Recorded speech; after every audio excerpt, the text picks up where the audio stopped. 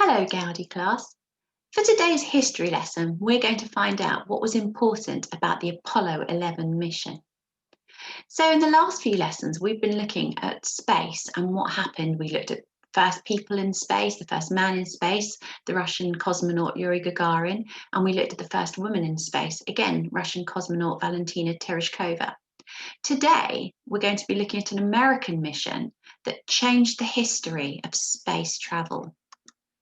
We're going to look at the Lunar Landing. So the first man to ever walk on the moon took place on July the 24th, 1969.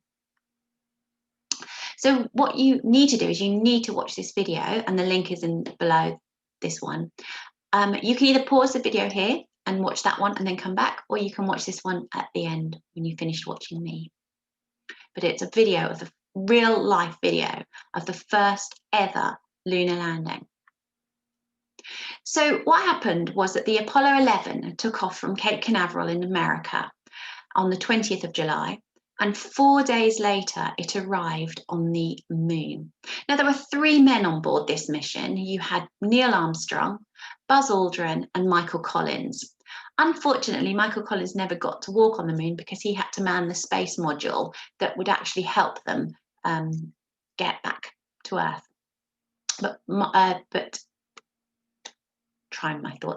Neil Armstrong and Buzz Aldrin got to, and Neil Armstrong was the first man out of the capsule. And as he put his foot on the moon, and you can see his footprint there, his famous words were, "That's one small step for man, one giant leap for mankind."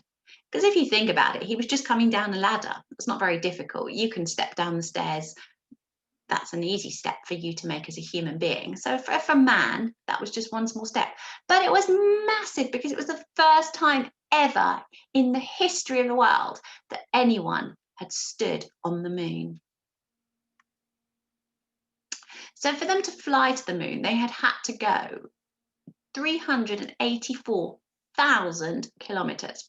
So if you imagine when you come in Green Drive Gate in the morning and walk to year 2 and then do the same going home from year 2 to Green Drive Gate, you're probably doing about 1 kilometer a day. So in one school year, because we're in school for about 200 days in a normal year, that would be 200 kilometers. So you'd have to come to school for 2,000 years to be able to walk the distance between the Earth and the moon. 2,000 years of school.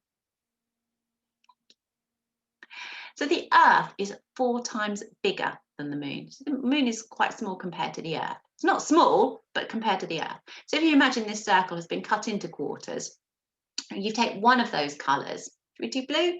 Blue would be the moon, and the whole of it together, all 4 colours, would be the Earth. So you can imagine some kind of size.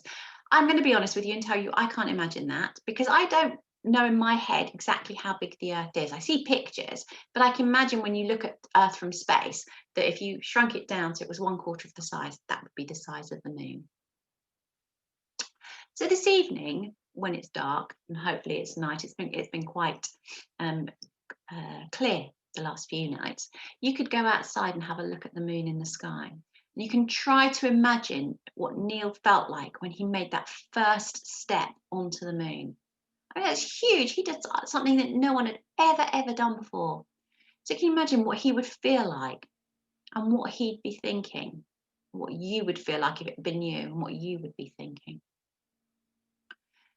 So the Apollo 11 mission, all flights from into space were numbered. So this was the 11th Apollo mission. So 10 times before this, they had tried launching a rocket into space and it had come back, and they'd done all these missions. But this was the first one that actually got all the way to the moon. So Apollo 11 got to the moon.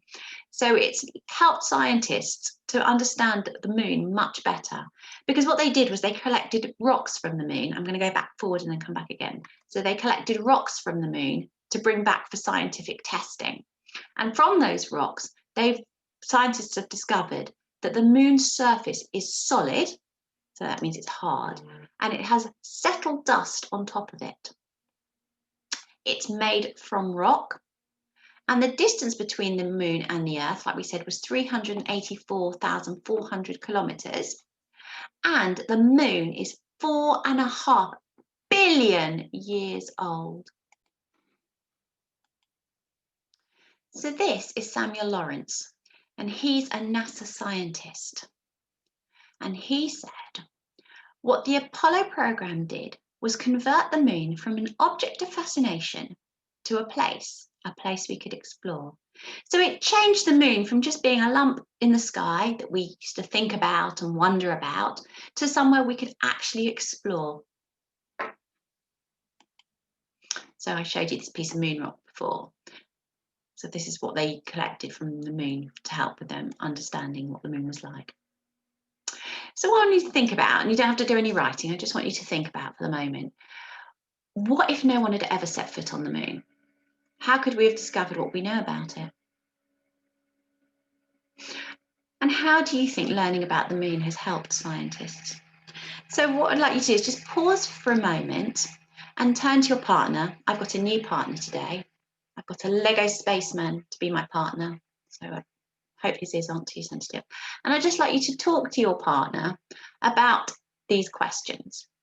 And when you've had a think about them, because they're quite interesting questions to think about, really, then when you've thought about it, you can turn the video back on and carry on going. So this is a picture of Neil Armstrong on the moon, and he flew from America. He was an American, so he planted the American flag on the moon. Now, I don't know if this is true or not, but there's a story that when his shuttle took back off again, the wind caused by that knocked the flag over, but I don't know if that's true. It's just a story I've heard. So your work for today is to draw a picture of Neil Armstrong landing on the moon and think of something he might have said. So I told you what he actually said was, this is one small step for man, one giant leap for mankind. But what do you think he might have been going through his head? What do you think were the first thoughts that he thought? It's like, wow, I can't believe I made it, or I can't wait for other human beings to walk on the moon, or life will never be the same again. So I want you to think about something that you think he might have said, and you can make it up. Or he's the first man to ever walk on the moon, the first person to do something. What do you think he might have said? He might have been thinking. So that's your task. And then I look forward to seeing your pictures uploaded onto Tapestry.